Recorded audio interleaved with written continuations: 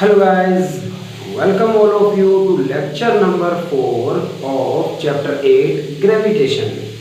आज के लेक्चर में जानेंगे एक्सेलरेशन ड्यू टू ग्रेविटी के बारे में। पिछले लेक्चर से आपने पढ़ा है कि हम न्यूटन्स लॉ ऑफ ग्रेविटेशन को किस तरह से अप्लाई कर सकते हैं दो ऑब्जेक्ट्स के बीच में फोर्स की वैल्यू फाइंड आउट करने के लिए, और आपने वेरिएशंस जाने हैं उसमें कि फोर्स किस तरह से होगा एक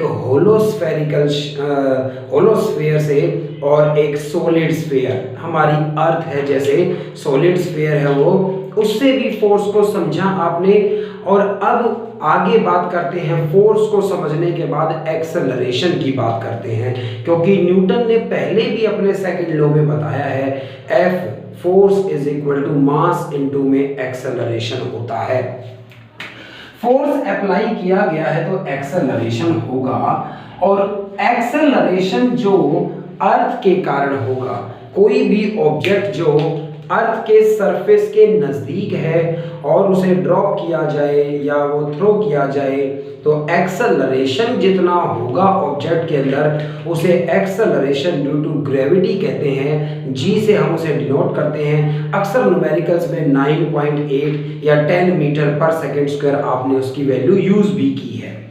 तो ग्रेविटेशनल फोर्स लग रहा है, अर्थ हर एक ऑब्जेक्ट पर ग्रेविटेशनल फोर्स लगा रही है। तो जो ऑब्जेक्ट्स अर्थ के सरफेस के नजदीक हैं, जैसे हम अर्थ के सरफेस पर रहते हैं या किसी फर्स्ट सेकंड थर्ड फ्लोर पर चले जाएं किसी बिल्डिंग के, तो भी हम अर्थ के नजदीक रहेंगे, क्लोज रहेंगे। या अर्थ के अंदर चले जाएं, हम किसी डेप्थ के अंदर, वेल के अंदर, कुएं के अंदर चले जाएं, तो भी हम अर्थ के सरफेस के नजदीक से ही रहते हैं लगभग। तो एक्सेलरेशन ड्यू टू ग्रेविटी की बात करेंगे। फोर्स के बारे में पढ़ लिया है, फोर्स के बारे में पढ़ लेने के बाद एक्सेलरेशन ड्यू टू ग्रेविटी की बात करेंगे। किन चीजों पर ये डिपेंड करती है, कब कितना चेंज इसके अंदर आएगा, ये सब एक्सेलरेशन ड्यू टू ग्रेविटी में जो भी बातें होंगी वो जानेंगे। Acceleration due to gravity, acceleration की बात करनी है। अगर अर्थ की बात की जाए, अर्थ को स्फेरिकल बॉडी मान लिया जाए। अर्थ परफेक्ट स्फीयर नहीं है, लेकिन कुछ स्फेरिकल बॉडी की तरह से मान लिया जाए, तो जो अर्थ का रेडियस है अर्थ का जो रेडियस है वो कैपिटल आर से डिनोट किया जाए, और अर्थ का सेंटर ओ है, मास कैपिटल एम है अर्थ का। तो अर्थ को स्फेरिकल बॉडी मान लीजिए, कैपिटल एम अर्थ का मास है, सेंटर ओ है, रेडियस आर है। अब अर्थ के आसपास अगर कोई ऑब्जेक्ट होगी, मान लो ये अर्थ के सरफेस पर एक ऑब्जेक्ट है, तो ये एक ऑब्जेक्ट अर्थ के सरफेस पर है, तो इस ऑब्जेक्ट का जो मास है वो स्मॉल एम है। इस ऑब्जेक्ट का जो मास है वो स्मॉल एम है, और आप लिखिएगा इस तरह से, consider earth to be a spherical body. Consider earth to be a perfect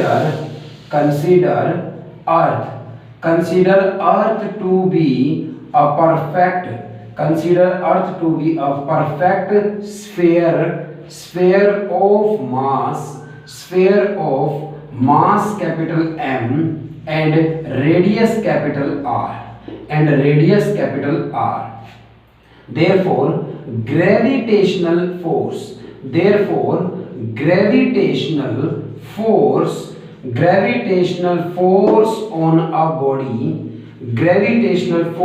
on a body of mass small m. Therefore gravitational force on a body of mass small m on surface of earth, अर्थ के surface पर एक object रखी हुई है जिसका mass small m है, इस पर ग्रेविटेशनल फोर्स कितना लग रहा होगा। आप न्यूटन के लॉ ऑफ ग्रेविटेशन का यूज करेंगे, तो कैपिटल G अर्थ का मास कैपिटल M, इस ऑब्जेक्ट का मास स्मॉल m, और इन दोनों के बीच में डिस्टेंस कितना लिया जाए, तो मैं आपको बता दूं कि हम ऑब्जेक्ट हैं एक तरह से, तो हमारा साइज अर्थ के कंपैरिजन में बहुत ही स्मॉल है। ये ऑब्जेक्ट अगर कोई कार है, कोई बस है, ट्रक है, कोई माउंटेन है, या हम खुद है अगर मान लो, तो हम इस साइज को अर्थ के कंपैरिजन में नेगलेक्ट करेंगे। अर्थ का रेडियस बहुत ज़्यादा है, तो इस ऑब्जेक्ट और अर्थ के सेंटर के बीच का डिस्टेंस अर्थ के रेडियस के इक्वल लिखा जा सकता है कि जितना रेडियस है उतना ही इस ऑब्जेक्ट का सेंटर से डिस्टेंस है, हेंस फोर्स r स्क्वायर लिख दिया जाए। ये इक्वेशन नंबर 1 रही।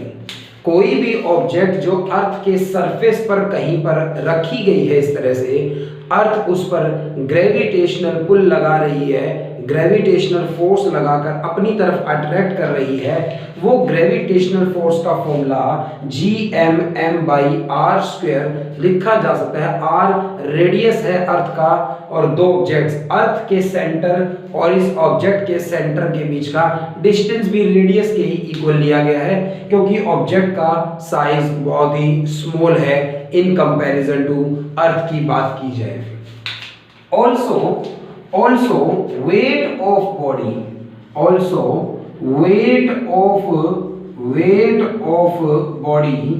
weight of body, ये जो अर्थ के सरफेस, ये जो ऑब्जेक्ट रखी हुई है, इस ऑब्जेक्ट का वेट कितना लिखा जा सकता है भाई? वेट तो एक तरह का फोर्स होता है, फोर्स मास इनटू में एक्सेलरेशन होता है, और एक्सेलरेशन इस ऑब्जेक्ट के अंदर ड्यू टू अर्थ देखेंगे हम, क्योंकि ग्रेविटेशनल फोर्स अर्थ ने लगाया है, अर्थ इसे नीचे की तरफ खींच रही है, तो जो एक्सेलरेशन इस ऑब्जेक्ट के अंदर प्रोड्यूस हुआ वो एक्सेलरेशन ड्यू टू ग्रेविटी का नाम दिया गया। तो weight of the body mg लिखा जा सकता है। इस ऑब्जेक्ट का वेट कुछ और नहीं, ग्रेविटेशनल फोर्स ही तो है। अगर ग्रेविटेशनल फोर्स वाले फॉर्मूले के अकॉर्डिंग लिखूं तो अर्थ ने इस ऑब्जेक्ट पर ग्रेविटेशनल फोर्स कितना लगाया? Gmm/r² फोर्स लगाया। और ये पूछा जाए कि वेट ऑफ बॉडी कितना है, तो मास इनटू में एक्सेलरेशन, न्यूटन का ही एक और फॉर्मूला यूज किया, तो मास इनटू में एक्सेलरेशन g के इक्वल है। तो इस ऑब्जेक्ट पर लगने वाले ग्रेविटेशनल फोर्स को मैंने दो तरीके से लिख दिया है। एक तरीका फोर्स का फॉर्मूला जो ग्रेविटेशन में यूज करते हैं, और एक न्यूटन कहता है force is equal to mass into acceleration होता है, तो वो mg लिखा गया इस केस में। तो इन दोनों को अगर इक्वेट किया जाए, फर्स्ट और सेकंड इक्वेशन को इक्वेट करिए from first and second, first और सेकंड इक्वेशन को इक्वेट करिए। जो वेट है mg वही ग्रेविटेशनल फोर्स है Gmm/r²। जो वेट है वही ग्रेविटेशनल फोर्स है। इस ऑब्जेक्ट के मास से ऑब्जेक्ट का मास कैंसिल हो गया, तो acceleration due to gravity g की value Gm divided by r² आई है।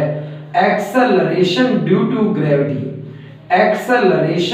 टू ग्रेविटी जो है वो ऑब्जेक्ट के मास पर डिपेंड नहीं करता, इसलिए third chapter motion in a straight line में, fourth chapter motion in a plane में, पैराबोला, प्रोजेक्टाइल पढ़ा हमने, या पांचवा चैप्टर पढ़ा हम gravitational acceleration due to gravity की जो वैल्यू है वो सभी के लिए 9.8 या 10 रखते हैं। जो g की वैल्यू पुट करने के बाद, अर्थ का एवरेज मास पुट करने के बाद, मतलब अर्थ का मास पुट करने के बाद, और अर्थ का एवरेज रेडियस पुट करने के बाद, क्योंकि रेडियस अर्थ का हर जगह कांस्टेंट नहीं है, कहीं पर अर्थ का रेडियस ज्यादा होता है, कहीं पर कम होता है। एक एवरेज वैल्यू ली जाए तो अर्थ का रेडियस 6400 किलोमीटर लिया गया, तब g की वैल्यू 9.8 मीटर पर सेकेंड स्क्वायर ली गई है। इसी फॉर्मूले से इसमें देखिए capital G universal gravitational constant है, इसकी वैल्यू पूरे यूनिवर्स में कहीं नहीं बदलेगी। m अर्थ का मास है और r अर्थ का रेडियस है इस केस में, तो इसलिए acceleration due to gravity object के मास पर, साइज पर, इन चीजों पर डिपेंड नहीं कर रहा, वो हर एक ऑब्जेक्ट के लिए कांस्टेंट है एक्सेलरेशन ड्यू टू ग्रेविटी, क्योंकि ये एक्सप्रेशन आया है आपका ऑब्जेक्ट का मास इसमें है ही नहीं, ऑब्जेक्ट के मास पर g की वैल्यू डिपेंड नहीं करती, हम हर एक ऑब्जेक्ट के लिए एक्सेलरेशन ड्यू टू ग्रेविटी की वैल्यू सेम रखते हैं। इस तरह से फॉर्मूला आया एक्सेलरेशन ड्यू टू ग्रेविटी का gm, m अर्थ का मास और डिवाइडेड बाई r स्क्वायर, ये एक्सेलरेशन ड्यू टू ग्रेविटी का फॉर्मूला आ गया है। हम आपसे कोई पूछेगा आपसे कि acceleration due to gravity constant क्यों है, वो किसी ऑब्जेक्ट का मास पर चेंज क्यों नहीं होता, क्योंकि वो ऑब्जेक्ट के मास पर डिपेंड ही नहीं कर रहा, फॉर्मूले में डिपेंड ही नहीं कर रहा, gm divided by r square expression आया है और वो सारी चीजें सभी ऑब्जेक्ट्स के लिए कांस्टेंट है, इसलिए एक्सेलरेशन ड्यू टू ग्रेविटी हर ऑब्जेक्ट के लिए सेम वैल्यू पुट करी जाती है। मगर एक्सेलरेशन ड्यू टू ग्रेविटी की वैल्यू बहुत सारे फैक्टर्स के कारण बदल जाती है। कौन कौन से वो फैक्टर्स हैं जो एक्सेलरेशन ड्यू टू ग्रेविटी पर असर डालते हैं, तो effect of shape of earth, effect of shape of earth on acceleration due to gravity, on acceleration due to gravity g की वैल्यू पर, स्मॉल g की वैल्यू पर बहुत सारे फैक्टर्स इफेक्ट डालते हैं। स्मॉल g की वैल्यू 9.8 एक एवरेज है जो हम यूज करते थे न्यूमेरिकल्स में, वो चेंज होती है प्लेस टू प्लेस जाने पर। और क्यों होती है चेंज, सबसे पहला इफेक्ट पड़ रहे हैं कि हमारी अर्थ की शेप का भी असर पड़ता है। हमारी अर्थ की शेप कुछ इस तरह की है कि एक्सेलरेशन ड्यू टू ग्रेविटी की वैल्यू बदलती है भाई। पहली बात तो अर्थ अगर देखी जाए भाई इस तरह से, तो हमारी अर्थ परफेक्ट स्फीयर नहीं है भाई, हमारी अर्थ परफेक्ट स्फीयर नहीं है। जो अर्थ है हमारी वो कुछ ओवल शेप की है इस तरह से, पूरी तरह से स्फेरिकल नहीं है। अर्थ पूरी तरह से स्फेरिकल नहीं है, तो इस तरह से ये एक एक्सिस बनाया जाए जो पोल्स को पास कर रहा है। यहाँ पर ये अर्थ का नॉर्थ पोल है ऊपर और ये अर्थ का साउथ पोल है और ये हमारी अर्थ का एक्सिस ऑफ रोटेशन भी है। ये लाइन जो पास करी गई है इसी एक्सिस पर हमारी अर्थ घूम रही है। तो इसी एक्सिस पर घूम रही है, तो ये सेंटर से जो डिस्टेंस है, सेंटर O है मान लो अर्थ का, तो हमारे अर्थ का सेंटर O है, तो ये जो पोल्स का डिस्टेंस है सेंटर से वो रेडियस कहलाता है पोल्स का, वो रेडियस कहलाता है पोल्स का। अगर आप पोल्स पर चले जाएंगे तो सेंटर से, हमारी अर्थ के सेंटर से जो डिस्टेंस होगा, वो सेंटर से जो डिस्टेंस है वो रेडियस है इस वक्त। तो ये पोल्स पर हो तो ये रेडियस है इस तरह से। और अगर आप अर्थ के इक्वेटर पर आ जाएं, ये इक्वेटर है भाई, ये इक्वेटर्स हैं यहाँ पर अर्थ के, इक्वेटर्स पर आ जाए अगर अर्थ के, तो इक्वेटर्स का जो डिस्टेंस है सेंटर से वो थोड़ा ज्यादा होता है, क्योंकि अर्थ की शेप थोड़ी सी यहाँ पर ओवल सी शेप है।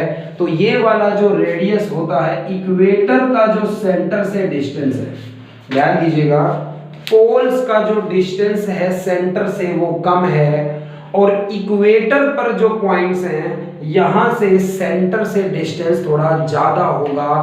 अंडाकार शेप की, ओवल शेप की है, एग शेप की है हमारी अर्थ, स्फेरिकल नहीं है।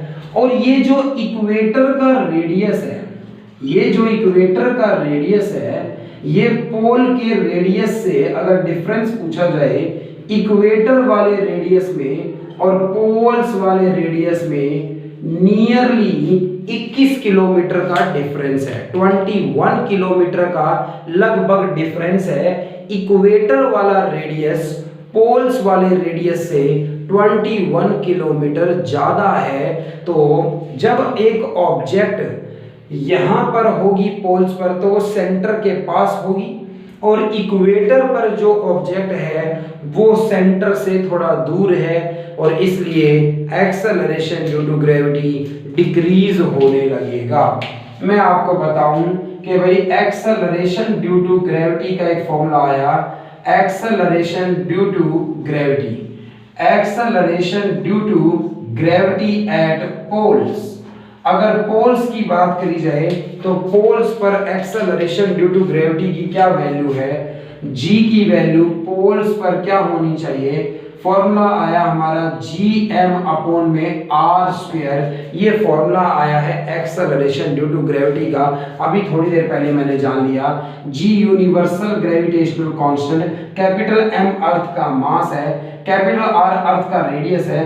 अगर आप पोल्स पर हो गए तो पोल्स पर हो तो रेडियस भी पोल्स वाला लिया जाएगा, क्योंकि हम इस फॉर्मूले में जो r है वो दो ऑब्जेक्ट्स के सेंटर्स के बीच में डिस्टेंस है।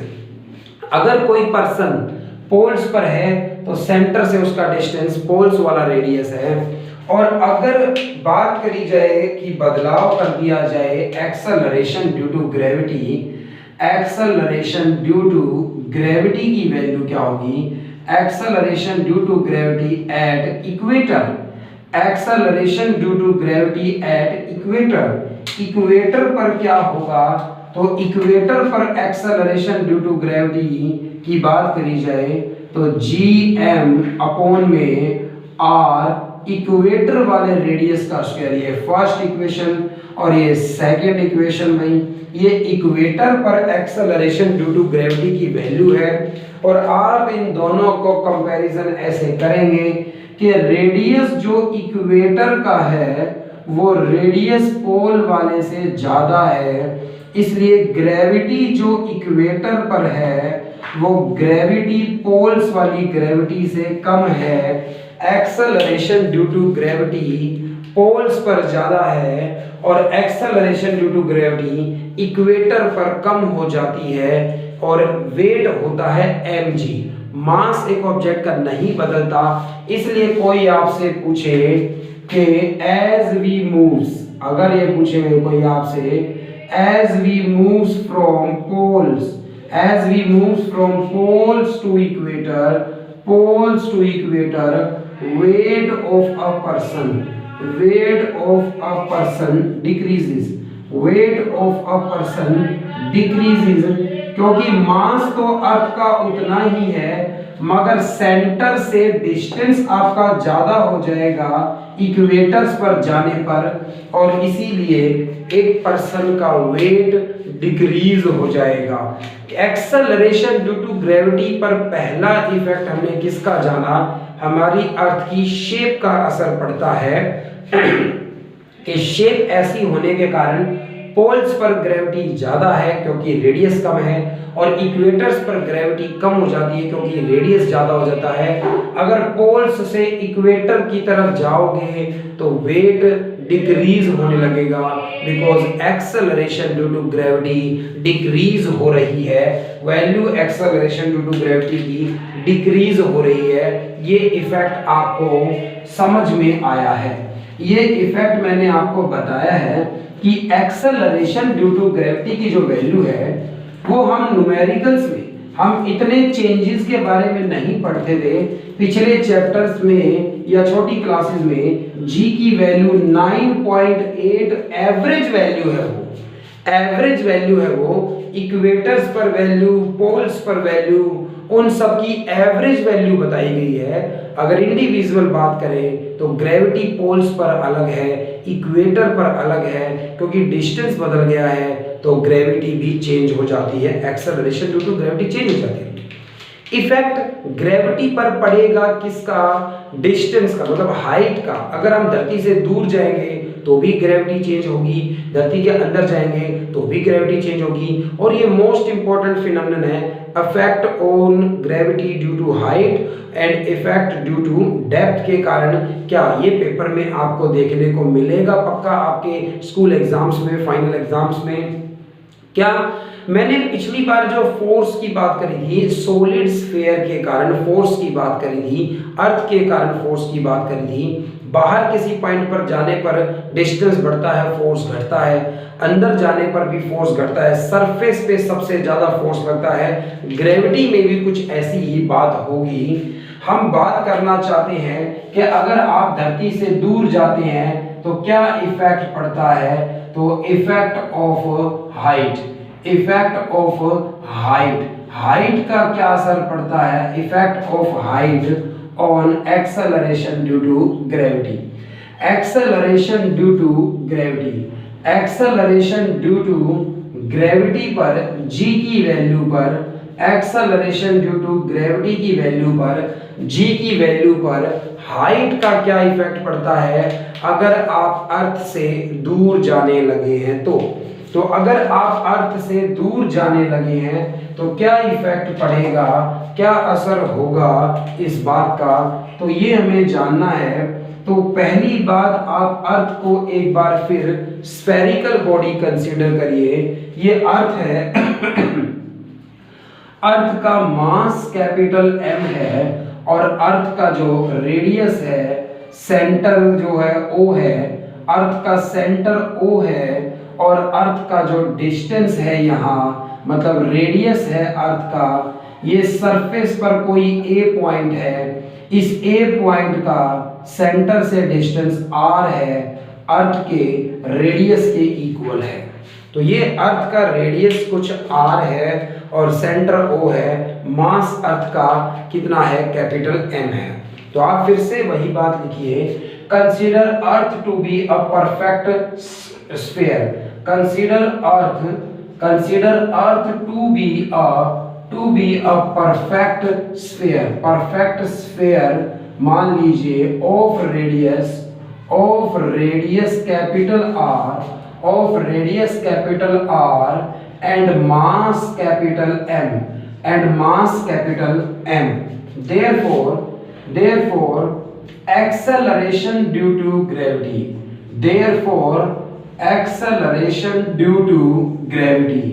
acceleration due to gravity on surface of earth, on surface of earth, अर्थ के सरफेस पर, on surface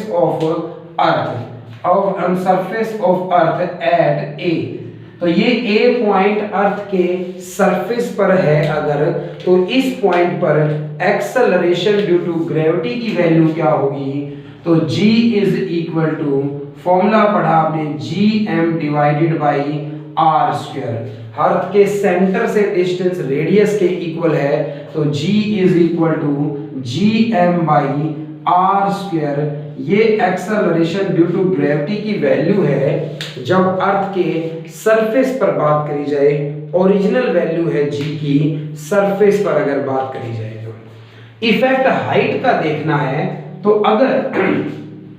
अगर आप सरफेस से कुछ h हाइट पर चले गए हैं, अगर आप सरफेस से कुछ h हाइट पर चले गए हैं, किसी B पॉइंट पर चले गए हैं, तो धरती से सरफेस से थोड़ा h हाइट पर ऊपर चले गए हैं, किसी B पॉइंट पर चले गए हैं, B पॉइंट का डिस्टेंस सेंटर से स्मॉल r है, B पॉइंट का डिस्टेंस अर्थ के सेंटर से स्मॉल r लिखा जा सकता है, कैपिटल R हमारी अर्थ का रेडियस है, सरफेस पर जब ऑब्जेक्ट थी तो सेंटर से डिस्टेंस था रेडियस के इक्वल, सरफेस पर ग्रेविटी Gm अपॉन में R स्क्वायर फॉर्मूला है।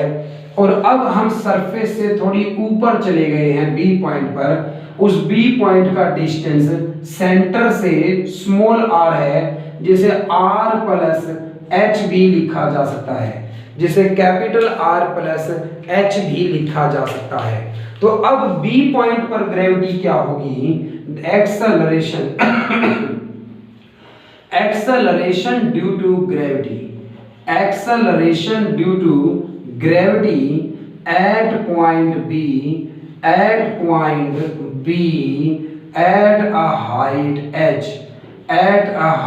h, थोड़ी h हाइट पर चले जाएं तो B पॉइंट पर एक्सेलरेशन ड्यू टू ग्रेविटी क्या होगा, G के साथ मैंने h लिख दिया है स्मॉल, ये बताने के लिए कि एक्सेलरेशन ड्यू टू ग्रेविटी की वैल्यू हाइट पर कितनी होगी। तो GH is equal to capital G M upon में डिस्टेंस स्मॉल r हो गया है, सेंटर से डिस्टेंस B पॉइंट का, धरती के सेंटर से डिस्टेंस स्मॉल r है, तो GM बाई आर स्क्वायर लिख सकते हैं। यहां से ये भी देखने को मिलेगा कि हाइट पर जाने पर ग्रेविटी जो है वो इनवर्सली प्रोपोर्शनल है आर स्क्वायर के। जितनी दूर जाओगे ऊपर उतनी ग्रेविटी घटेगी, क्योंकि कैपिटल G तो कांस्टेंट है, यूनिवर्सल ग्रेविटेशनल कांस्टेंट है। अर्थ का मास भी यहाँ पर क्या है, कांस्टेंट है। आप जितना दूर जाओगे उतनी ग्रेविटी क्या होने लगेगी, डिक्रीज होने लगेगी। तो इनवर्सली प्रोपोर्शनल है आर स्क्वायर के, इस तरह से लिख लिया। वैसे ग्रेविटी की वैल्यू Gm अपॉन में स्मॉल r को अगर कैपिटल R प्लस H लिख दिया जाए और ये इसका स्क्वायर कर दिया जाए, तो ये ओरिजिनल ग्रेविटी थी, ये ग्रेविटी की ओरिजिनल वैल्यू थी। सरफेस पर इतनी ग्रेविटी है और कुछ हाइट पर जाने पर इतनी ग्रेविटी होगी। ये इक्वेशन नंबर सेकंड कहूंगा। r डिस्टेंस था पहले सेंटर से, तो Gm by R square gravity थी। अब कुछ हाइट पर चला गया हूं तो total distance r plus h हो गया है। डिस्टेंस में बदलाव आया है और किसी टर्म में बदलाव नहीं आया है। और ये जो चेंज आया है इसमें ये फॉर्मूला बन गया कि हाइट पर जाने पर ग्रेविटी इतनी हो जाएगी। लेकिन मैं इन फॉर्मूलों को और आसान करना चाहता हूं, कंपैरिजन करना चाहता हूं, इसलिए इससे आगे क्या करेंगे। फर्स्ट इक्वेशन बता रही है कि सरफेस पर ग्रेविटी कितनी है ए पॉइंट पर, और ये Gm/r प्लस h का होल स्क्वायर बता रहा है कि हाइट पर कितनी होगी। तो भाई कंपैरिजन किया जाए, हाइट पर ग्रेविटी को सरफेस वाली ग्रेविटी से डिवाइड कर दिया जाए, तो सेकंड इक्वेशन को फर्स्ट से डिवाइड कर दिया है, Gm से Gm कैंसिल हो जाएगा और इसका जो r स्क्वायर है वो ऊपर जाएगा और डिनोमिनेटर में r प्लस h का होल स्क्वायर लिखा जाएगा। तो ध्यान दीजिए, हाइट का क्या इफेक्ट होगा हमें ये जानना है। मुझे फॉर्मूले और सिंपलीफाई करने हैं न्यूमेरिकल्स के लिए, अदरवाइज काम हो चुका था हमारा। सरफेस पर gravity Gm by R square है, हाइट पर जाने पर h, हाइट पर चले जाओगे तो टोटल डिस्टेंस अब r प्लस h होगा, तो इसलिए Gm upon r plus h का होल स्क्वायर लिख दिया था। लेकिन इन दोनों इक्वेशन को कंपेयर कर कर मैं और सिंपलीफाई करना चाहता हूं फॉर्मूले को। तो ये डेरिवेशन है, आपसे पूछा जाएगा इफेक्ट ऑफ ग्रेविटी बताइए। तो ये दो इक्वेशन बन गई। हमने बता दिया कि हाइट पर जाने पर एक्सप्रेशन Gm अपॉन में r प्लस h का होल स्क्वायर होगा। लेकिन इन दोनों इक्वेशंस को कंपेयर करना है, कब कितना डिक्रीमेंट होगा, कब कितनी डिक्रीज होगी, कब कितनी डिक्रीज होगी ग्रेविटी, ये बताने के लिए मैंने दोनों इक्वेशंस को डिवाइड किया है। और ऐसा करने पर आर स्क्वायर तो ऊपर कांस्टेंट है, नीचे डिनोमिनेटर से r कॉमन लेना चाहता हूं मैं। जब मैं r से r कॉमन लूंगा तो 1 बचेगा, h के पास r है नहीं तो h को r से मल्टीप्लाई कर दो और r से ही डिवाइड भी कर दो, और ऐसा करने पर ऊपर वाला r तो कॉमन रह जाएगा, h अपॉन में r बचेगा, इसका स्क्वायर था। तो भाई r कॉमन लिया है मैंने, पूरे का होल स्क्वायर था तो r का भी स्क्वायर ही कॉमन आएगा। ध्यान देना, r प्लस h का होल स्क्वायर है, r कॉमन लूंगा, पूरे का स्क्वायर है तो r का स्क्वायर होगा कॉमन लेने के बाद में। r स्क्वायर से r स्क्वायर कैंसिल होगा, 1 plus h by r, 1 plus h by r के होल स्क्वायर को ऊपर ले जाकर लिखना चाहूं तो पावर -2 हो जाएगी। ऐसा करना होगा आपको। और ये इक्वेशन है किसकी, हाइट पर ग्रेविटी और बटे में ओरिजिनल ग्रेविटी की ये रेशियो आई है। इसे और सिंपलीफाई करने के लिए h जो हाइट है, ये जो हाइट है वो अर्थ के रेडियस के कंपैरिजन में बहुत छोटी है। आप धरती से 10 किलोमीटर, 20 किलोमीटर, 200 किलोमीटर ऊपर चले जाएंगे, अर्थ का रेडियस 6400 किलोमीटर है। तो क्योंकि यहाँ पर h जो है वो बहुत बहुत छोटा है r से, यानी ये वैल्यू 1 से बहुत छोटी है, मैं यहाँ पर बाइनोमियल लगाऊंगा। तो बाइनोमियल थ्योरम मैंने एरर्स पढ़ाया था आपको सेकंड चैप्टर में, एरर्स का डेरिवेशन करते हैं तब भी हमने इसका यूज किया है कि जब h बाई आर मतलब 1 के साथ जो टर्म है ये अगर बहुत छोटी है 1 से, तो बाइनोमियल थ्योरम से आप क्या कर सकते हैं, 1 प्लस h बाई आर की पावर -2 को 1, ये जो पावर है ना -2, ये h बाई आर के साथ आ जाएगी, तो ये 2h बाई आर हो जाएगा। ये बाइनोमियल थ्योरम का यूज किया गया है, ऐसे याद रखिएगा, बताई थी सेकंड चैप्टर में भी कि 1 के साथ ये जो टर्म है अगर ये 1 से बहुत छोटी है तो बाइनोमियल में क्या होगा, ये पावर जो है ना इसकी, ये इस टर्म के साथ मल्टीप्लाई कर दीजिए बस। तो 1 प्लस h बाई आर की पावर -2 थी, -2h बाई आर के साथ आ गया। अब हाइट पर ग्रेविटी बटे में ओरिजिनल ग्रेविटी का फॉर्मूला 1 - 2h बाई आर के इक्वल आ गया। ये भी एक फॉर्मूला है जो हाइट पर ग्रेविटी और ओरिजिनल ग्रेविटी की रेशियो बता रहा है, और इसे और आगे ले जाएं तो बहुत सारे फॉर्मूले बन सकते हैं यहाँ पर न्यूमेरिकल्स के लिए। अदरवाइज डेरिवेशन कभी पेपर में पूछा जाएगा, तो डेरिवेशन यहाँ पर खत्म हो गया कि हाइट पर जो ग्रेविटी है ये ओरिजिनल ग्रेविटी मल्टीप्लाई में 1 - 2h बाई आर है। तो ये ग्रेविटी का फॉर्मूला बन गया है हमारे पास। इस डेरिवेशन को बड़े ध्यान से समझिए, बहुत सारे फॉर्मूले बन गए हैं यहाँ पर। सरफेस पर ग्रेविटी थी gm/r², हाइट पर जाने पर ग्रेविटी gm/r+h का होल स्क्वायर लिखी गई ग्रेविटी जो थी, और ऐसा लिखा गया था, उन दोनों को डिवाइड कर कंपैरिजन किया मैंने, आगे बढ़ाता गया, बाइनोमियल लगाया, ये एक एक्सप्रेशन आ गया कि हाइट पर ग्रेविटी कितनी हो जाएगी, ऊपर जाने पर ग्रेविटी कितनी होगी, सरफेस पर ग्रेविटी कितनी थी, और इनटू में 1 - 2h बाई आर। और इसे भी फॉर्मूले को अगर मैं परसेंटेज चेंज की फॉर्म में लिखना चाहूं, इज इक्वल टू ये g अंदर मल्टीप्लाई होने पर g माइनस g इंटू में 2h बाई आर लिखा जाएगा। ये ओरिजिनल g इधर आकर माइनस हो जाए, हाइट पर ग्रेविटी कितनी होगी माइनस, सरफेस पर ग्रेविटी कितनी थी, ये g इधर से माइनस कर दिया, और ये वाला जो g होगा वो डिनोमिनेटर में लाया हूं मैं, और दोनों तरफ 100 से मल्टीप्लाई भी कर दूं, यहां बचेगा -2h बाई आर और इनटू में 100। फिर से समझ लीजिएगा, ये यहाँ g प्लस का था, ये इस तरफ आकर इसके साथ माइनस हो जाएगा, फिर ये बचेगा, इसमें जो g है वो g डिवाइड में ले आया इनकी, तो ये हो गया 100 से मल्टीप्लाई करने का कि g की वैल्यू में परसेंटेज चेंज कितना आया, और इधर बचा -2h बाई आर। माइनस का साइन बता रहा है कि ग्रेविटी घटेगी हाइट पर जाने पर, कितनी घटेगी वो परसेंटेज में आंसर चाहिए, तो इस फॉर्मूले का यूज किया जा सकता है। तो डेरिवेशन यहां तक खत्म हुई कि हाइट पर ग्रेविटी कितनी होगी, g इंटू में 1 - 2h बाई आर होगी। कोई क्वेश्चन देगा तो सीधा फॉर्मूले का यूज किया जा सकता है, और परसेंटेज चेंज की टर्म्स में चाहिए था तो मैंने इसी फॉर्मूले से ये फॉर्मूला भी बना लिया ताकि आप डायरेक्ट इक्वेशन फॉर्मूला लगा सकें। जैसे कि क्वेश्चन पूछा जाए कि what is percentage change in gravity, percentage change in acceleration due to gravity at a height of 320 kilometre.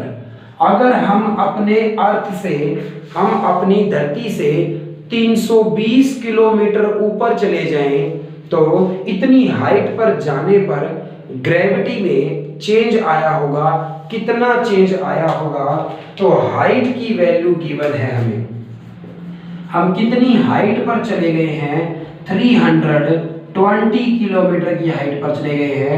हमारी अर्थ का रेडियस 6400 किलोमीटर है। तो ऐसा परसेंटेज में आंसर बताना चाहता हूं तो इस फॉर्मूले से बता सकता हूं कि कितना परसेंट ग्रेविटी में चेंज आएगा, कितना परसेंट ग्रेविटी में चेंज आएगा। तो हाइट पर ग्रेविटी कितनी हो गई है बटे में ओरिजिनल ग्रेविटी कितनी है डिवाइडेड बाय ओरिजिनल और इनटू में 100। ये परसेंटेज चेंज का फॉर्मूला है -2h/r इनटू में 100 के इक्वल है। तो -2 height 320 kilometre, radius 6400 kilometre into में 100। 2 जीरो से ये 2 जीरो कैंसिल हो गई और भाई माइनस का 2 ऊपर मल्टीप्लाई होने के बाद 2 इस 320 को 640 बनाएगा, नीचे 64 था, 64 के टेबल में ये 10 पे गया, -10% में ग्रेविटी 10% क्या हो जाएगी डिक्रीज हो जाएगी। यानी 9.8 होती है वैल्यू, एवरेज वैल्यू, उसमें 10% कम कर दीजिए, मतलब 9.8 का 10% कम करने पर कुछ ग्रेविटी बचेगी आपके पास। इस तरह से अगर हम धरती से दूर जाते हैं, हाइट पर जाएंगे, हाइट का क्या इफेक्ट आया, हाइट का ये इफेक्ट आया है कि हाइट पर जाने पर ग्रेविटी डिक्रीज होती है। और मैंने सेकंड इक्वेशन से पहले लिखवाया भी है कि हाइट पर जाने पर ग्रेविटी इनवर्सली प्रोपोर्शनल आई है r² के। जैसे जैसे आप अर्थ से दूर जाओगे वैसे वैसे ग्रेविटी डिक्रीज होने लगेगी। तो gravity acceleration due to gravity पर क्या इफेक्ट पड़ता है, एक्सेलरेशन ड्यू टू ग्रेविटी पर क्या इफेक्ट पड़ता है हाइट का। अगर आप अर्थ से दूर जा रहे हो तो हाइट का क्या इफेक्ट होगा, ये फिनोमेनन जाना है हमने अभी कि अगर हम धरती से दूर जाएंगे तो एक्सेलरेशन ड्यू टू ग्रेविटी कम होने लगेगी। अगर हम धरती के अंदर जाएंगे तो ग्रेविटी का क्या इफेक्ट होगा, ये भी हमें जानना है। ये दो डेरिवेशन बड़े इंपॉर्टेंट है आपके लिए। इफेक्ट रोटेशन का भी पढ़ा जाता था पहले, लेकिन इस साल के सिलेबस में नहीं है इस बार। अगली बात हम पढ़ेंगे effect of depth. Effect of depth, गहराई में जाने का क्या असर होगा on acceleration due to gravity. Acceleration due to gravity g की वैल्यू पर क्या इफेक्ट पड़ेगा डेप्थ का। अगर हम धरती के अंदर चले जाएं तो क्या इफेक्ट होगा, ये हमें जानना है। तो सबसे पहले एक बार फिर अर्थ को आप स्फेरिकल कंसीडर करिए। तो consider earth to be a perfect sphere, लिखिएगा theory, consider earth to be a perfect sphere of mass capital M, of mass capital M and radius capital R, and radius capital R। तो अर्थ का जो radius है वो capital R है। तो consider earth to be a perfect sphere of mass capital M and radius capital R। तो capital R radius और mass capital M वाला एक परफेक्ट स्फीयर मान लीजिए अर्थ को। तो इतना लिख लिया आपने, consider earth to be a perfect sphere of mass capital M and radius capital R। Therefore लिखिएगा इस तरह से, यहां से अगली बात लिखिए, देयरफॉर ए, ये सरफेस पर ए पॉइंट है। तो therefore acceleration due to gravity, acceleration due to gravity at A on surface of earth, on surface of earth, धरती के सरफेस पर क्या होगी ग्रेविटी की value, G is equal to GM divided by r²। ये gravity की value अर्थ के surface पर होगी। इक्वेशन नंबर क्या नाम दिया जाए इसे, 1 नाम दिया जाए। तो सरफेस पर ये ग्रेविटी है, हाइट पर गए तो डिक्रीज हो गई ग्रेविटी। अगर हम धरती के अंदर चले जाएंगे, मान लीजिए आप किसी वेल के अंदर या कोई गड्ढा खोदकर उसके अंदर चले गए हैं, तो आप सरफेस पर थे तो ग्रेविटी GM/r² है।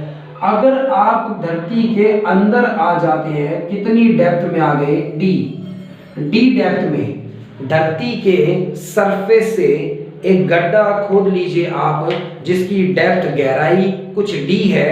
तो d डेप्थ में अगर हम आ जाएं, तो d डेप्थ में आने पर जो सेंटर से अब आपका डिस्टेंस रह गया, वो सेंटर से distance capital R minus D रह गया। जब हम धरती के सरफेस पे थे तब हमारा सरफेस पर जो थे सेंटर से डिस्टेंस r रेडियस के इक्वल था, और ये ग्रेविटी थी gm/r²। अब हम थोड़ी गहराई में आ गए हैं, अब हमारा सेंटर से डिस्टेंस रह गया r माइनस स्मॉल d हमारा डिस्टेंस रह गया, और इसे स्मॉल r लिखा जा सकता है। इस डिस्टेंस को स्मॉल r लिखा जा सकता है कि अब हमारा अर्थ के सेंटर से डिस्टेंस कितना रह गया, r माइनस डी रह गया, और उसे स्मॉल r से डिनोट कर सकता हूं। तो अब आप जब अंदर किसी b पॉइंट पर आ गए हैं तो r माइनस डी रेडियस वाला एक स्फीयर बनाएंगे, r माइनस डी रेडियस वाला एक स्फीयर बनाए, क्योंकि मैंने फोर्स में भी आपको ये बात समझाई है कि r माइनस डी रेडियस का जो स्फीयर बनाऊंगा ये ग्रेविटेशनल फोर्स लगाएगा। इसके अलावा जो बच गया है ये साइड में, वो फोर्स नहीं लगाएगा अब आपके ऊपर। भाई आपने होलो में भी पढ़ा इस तरह से कि एक्सेलरेशन ड्यू टू ग्रेविटी अब किस मास के कारण होगी, जो मास इस छोटे वाले स्फीयर का है। जब आप सरफेस पे थे तो पूरी अर्थ आपके ऊपर फोर्स लगा रही थी, और acceleration due to gravity gm/r² है।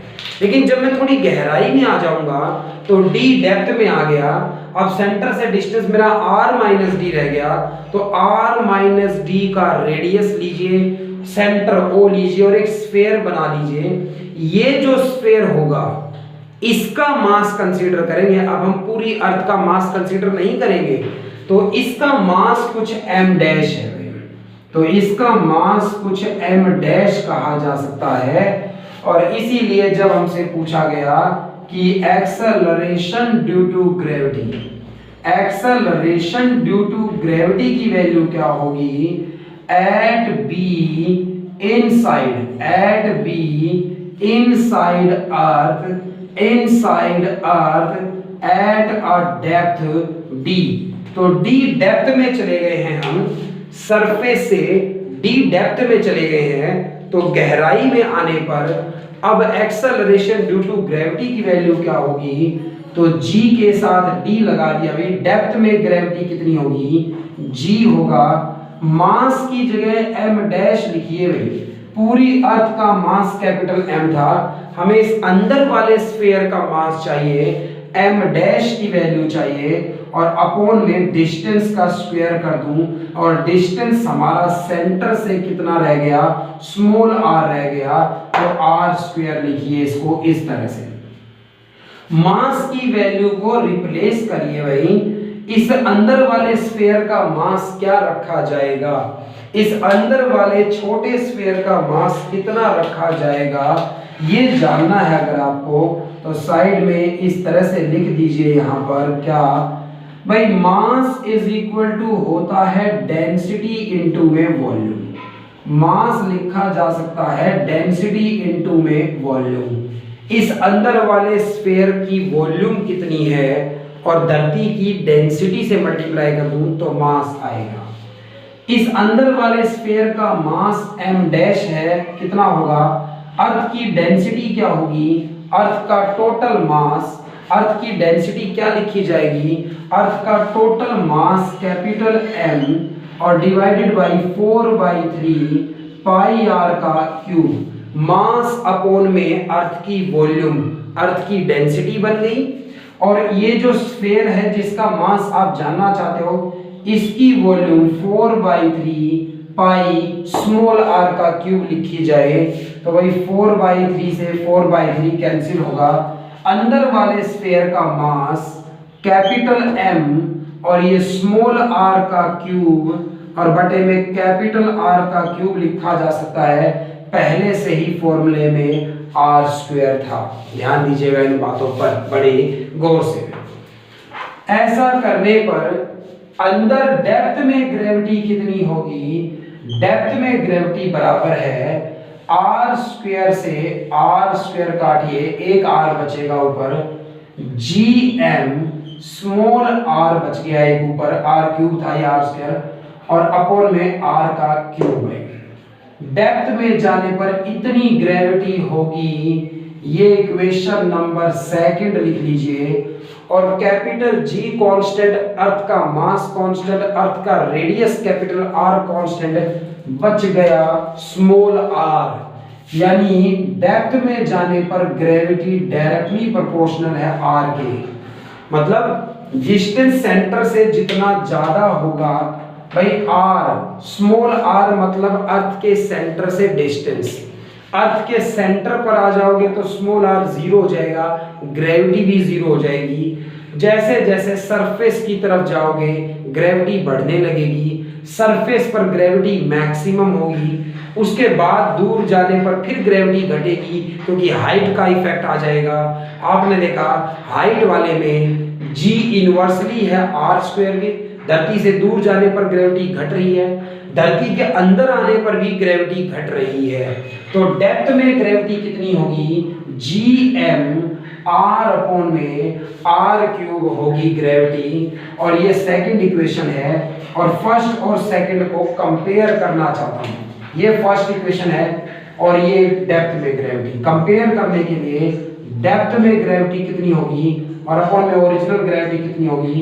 ये gm से gm कटेगा, फर्स्ट इक्वेशन से डिवाइड कर रहा हूं सेकंड को, gm से gm कटेगा, r² से r², r³ है ये, r अपॉन में कैपिटल R बचेगा। फर्स्ट सेकंड इक्वेशन को फर्स्ट से डिवाइड करिएगा, हमने फर्स्ट इक्वेशन मतलब सरफेस पर ग्रेविटी, और डिवाइड करने पर ये बचेगा आपके पास कि भाई डेप्थ में ग्रेविटी और डिवाइडेड बाय ओरिजिनल ग्रेविटी बराबर स्मॉल r अपॉन में कैपिटल R। डेप्थ में ग्रेविटी अपॉन में ओरिजिनल ग्रेविटी, स्मॉल r की वैल्यू रख दीजिए भाई, कैपिटल R रेडियस था, d डेप्थ में आ गए, सेंटर से डिस्टेंस रह गया r माइनस डी अपॉन में r। तो डेप्थ में ग्रेविटी अपॉन में ओरिजिनल ग्रेविटी, r के नीचे r लिखूं 1 माइनस डी बाई r लिखूंगा। तो इतना लिखने के बाद आप ये कंपैरिजन भी लिख पाएंगे, आप ये कंपैरिजन भी लिख पाएंगे कि नई ग्रेविटी डेप्थ में ओरिजिनल मल्टीप्लाई में 1 माइनस डी बाई आर, ये नया फॉर्मूला भाई कि डेप्थ में जाने पर ग्रेविटी इतनी लिखी जा सकती है। परसेंटेज चेंज में लिखना चाहते हो तो डेप्थ में ग्रेविटी ये g मल्टीप्लाई होगा, 1 के पास g आएगा, इधर माइनस में ले आएंगे, डिवाइड में ले आएंगे, 100 से मल्टीप्लाई करूंगा, minus d by R into में 100 भाई। ये परसेंटेज चेंज का फॉर्मूला हो गया कि ग्रेविटी में कितने परसेंट का चेंज आएगा डेप्थ में जाने पर। डी यहाँ पर डेप्थ है। और एट सेंटर ऑफ अर्थ बात करी जाए, एट सेंटर ऑफ अर्थ बात करी जाए तो एट सेंटर ऑफ अर्थ पूछा जाए आपसे, अर्थ के सेंटर पर पूछा जाए तो सेंटर पर d की वैल्यू 0 हो जाए, सॉरी d बराबर r हो जाएगा। सेंटर पर चले गए हो अर्थ के तो कितनी डेप्थ में आ गए हो, रेडियस के इक्वल डेप्थ में आ गए हो, तो r d की जगह r पुट करेंगे, r अपॉन r 1 होगा, 1 माइनस 1 0 होगा, और नई ग्रेविटी कितनी हो जाएगी 0। अर्थ के सेंटर पर ग्रेविटी कितनी होती है 0 होती है, अर्थ के सेंटर पर ग्रेविटी 0 होती है। तो यहां से पता चलता है कि अर्थ के अंदर जाने पर भी ग्रेविटी कम होती है और अर्थ से दूर जाने पर भी ग्रेविटी कम होती है। माउंटेन्स पर जाओगे आप तो ग्रेविटी कम हो जाएगी, वेट कम होगा आपका, वेरिएशन बनाया जाए, वेरिएशन बनाकर दिखाया जाए, variation in value of g, variation in value of g with small r, centre से डिस्टेंस के साथ बनाया जाए। सेंटर से डिस्टेंस कितना है, सेंटर से डिस्टेंस कितना है, तो सेंटर से डिस्टेंस के साथ यहाँ पर डिस्टेंस स्मॉल r है और यहाँ पर एक्सेलरेशन ड्यू टू ग्रेविटी बनाया जाए। तो यहाँ पर सेंटर से डिस्टेंस कितना है, अर्थ के सेंटर से डिस्टेंस कितना है वो स्मॉल r लिया गया, यहाँ एक्सेलरेशन ड्यू टू ग्रेविटी ली गई। अगर अर्थ बना ली जाए भाई इस तरह से, अगर यहाँ एक स्फीयर बना लिया जाए, हम ये क्यों बनाते हैं यहाँ पर, ताकि हमें पता चलता है कि ये r है x एक्सिस पर, r की वैल्यू 0 है, यानी आप अर्थ के सेंटर पर है। जैसे जैसे अर्थ के सेंटर से बाहर आओगे और ये r less than capital R है, मतलब इसका रेडियस, अर्थ का जो रेडियस है वो कैपिटल R है, अर्थ का जो रेडियस है वो कैपिटल R है, तो सेंटर पर R की वैल्यू 0 और यहाँ से यहाँ तक हम कैपिटल R से स्मॉल r कम है, यानी धरती के अंदर की बात कर रहे हैं। यहाँ पर आते ही स्मॉल r कैपिटल R के इक्वल हो जाएंगे, यानी आप सरफेस पर पहुंच जाओगे। इसके बाद r कैपिटल R से बड़ा है, धरती से दूर जाने की बात हो रही है। तो धरती के सेंटर पर एक्सेलरेशन ड्यू टू ग्रेविटी 0 है और जब तक आप सरफेस पर नहीं पहुंच जाते तब तक ग्रेविटी क्या होती रहेगी, इंक्रीज। तो g की वैल्यू डायरेक्टली प्रोपोर्शनल है स्मॉल r के, मैंने लिखा भी था यहाँ पर, g की वैल्यू डायरेक्टली प्रोपोर्शनल है स्मॉल r के। ग्रेविटी बढ़ेगी जैसे जैसे आप सेंटर से अर्थ के सरफेस की तरफ आओगे। तो जैसे जैसे आप अर्थ के सरफेस की तरफ आओगे ग्रेविटी बढ़ने लगेगी, सरफेस पर पहुंचकर ग्रेविटी मैक्सिमम हो जाएगी। उसके बाद अगर हम अर्थ से दूर जाएंगे तो ग्रेविटी डिक्रीज होने लगेगी, क्योंकि इनवर्सली प्रोपोर्शनल हो जाती है r स्क्वायर के। तो ये ग्रेविटी में चेंज आया है डेप्थ के कारण। भाई डेप्थ में जाने पर भी घटती है और हाइट पर जाने पर भी घटती है। धरती के सेंटर पर तो ग्रेविटी 0 हो जाती है, धरती के सेंटर पर आप वेटलेस हो जाएंगे, धरती के सेंटर पर आप वेटलेस हो जाएंगे। और एक और बात पूछी जाए, रिलेशन पूछी जाए, relation between D and R, relation between D and H पूछा जाए, मतलब कि धरती से कितनी दूर जाने पर उतनी ही ग्रेविटी घटेगी जितनी धरती के अंदर जाने पे घटेगी। ऐसी रिलेशन पूछी जाए कि आप मान लीजिए धरती के गहराई में चले गए हैं, D डेप्थ में चले गए हैं, और एक दूसरा पर्सन कहां पर गया है, H हाइट पर चला गया है, और हाइट पर जाने पर भी ग्रेविटी घटी है, डेप्थ में जाने पर भी ग्रेविटी घटी है। तो क्या रिलेशन होनी चाहिए डेप्थ और हाइट में कि दोनों पॉइंट्स पर ग्रेविटी में सेम डिक्रीमेंट हुआ हो, जितनी सरफेस पर थी उससे ऊपर जाने पर जितनी घटी है अंदर जाने पर भी उतनी ही घटी हो, यह रिलेशन बतानी है। भाई हाइट पर जाने पर ग्रेविटी कितनी होती है, ओरिजिनल g है और 1 - 2h/r है। ये फॉर्मूला आया था कि हाइट पर ये ग्रेविटी की वैल्यू होगी। अगर आप h हाइट पर चले गए हैं और g ग्रेविटी की वैल्यू सरफेस पर है तो हाइट पर ग्रेविटी की वैल्यू इतनी होगी। अगर आप डेप्थ में चले गए हैं तो ग्रेविटी की वैल्यू 1 - d/r है। ये इक्वेशन नंबर 2 है।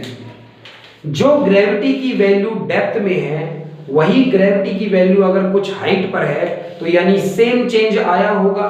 दोनों को बराबर रखूंगा इक्वेशंस को, तो g इंटू में 1 - 2h/r, g इंटू में 1 - d/r, g से g कैंसिल कर दो, 1 - 2h/r और 1 - d/r, 1 से 1 कैंसिल, माइनस से माइनस कैंसिल, r से r कैंसिल, 2h बराबर d है भाई।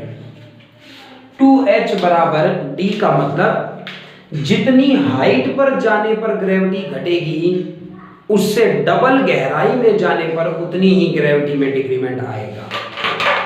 आप धरती से 10 किलोमीटर ऊपर चले गए हैं तो 10 किलोमीटर ऊपर जाने पर जितनी ग्रेविटी में डिक्रीमेंट हुआ होगा, 20 किलोमीटर धरती के अंदर जाएंगे तब भी उतनी ही घटेगी ग्रेविटी पे। तो दूर जाने पर जल्दी घट रही है, अंदर जाने पर धीरे घट रही है। तो h हाइट पर जाने पर जितना डिक्रीमेंट हुआ होगा एक्सेलरेशन ड्यू टू ग्रेविटी में, d डेप्थ में उससे डबल जाना पड़ेगा, तब उतना ही चेंज ग्रेविटी में आएगा।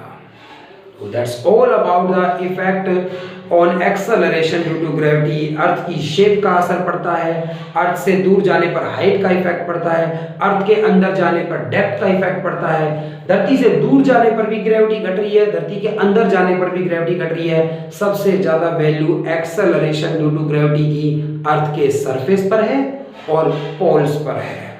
तो शेप का इफेक्ट, हाइट का इफेक्ट, डेप्थ का इफेक्ट जाना है हमने। रोटेशन का इफेक्ट इस साल नहीं पढ़ेंगे, सिलेबस में नहीं है, और अगले लेक्चर में आगे टॉपिक्स की बात करेंगे। Thanks guys.